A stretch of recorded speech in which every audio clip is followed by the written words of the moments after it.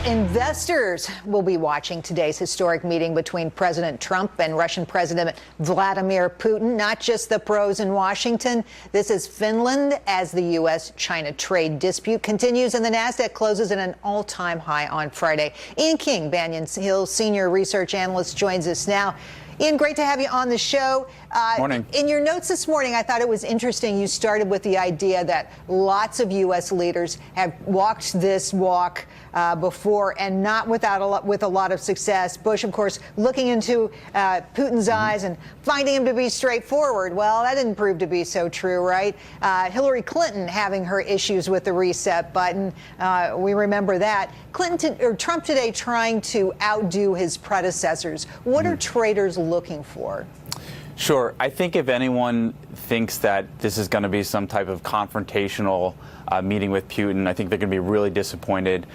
The markets right now care a lot less about what's going on between Trump and Putin, and they care more about what's happening with Trump and President Xi in China. Obviously, we saw last week the trade tensions ratcheted up on Wednesday. You had another $300 billion in tariffs announced from the U.S. side.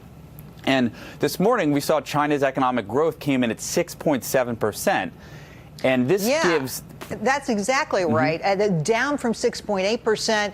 A bit of a disappointment over there, obviously. What does this mean for trading today?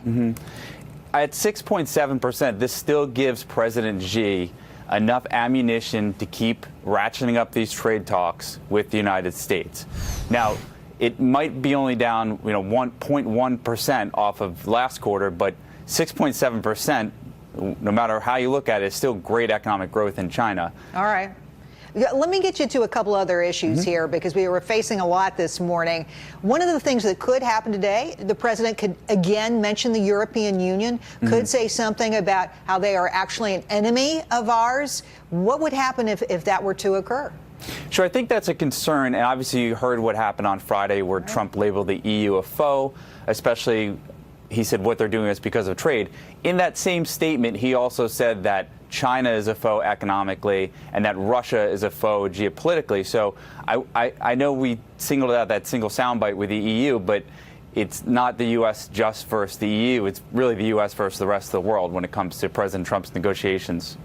Well, we don't have any more time, unfortunately, Ian, but another thing we'll be watching this week is Jerome Powell heading up to Capitol Hill for his Humphrey Hawkins testimony. That'll be a very big event for traders, too. Ian, thanks for coming on. Great to see you. Thanks for having me.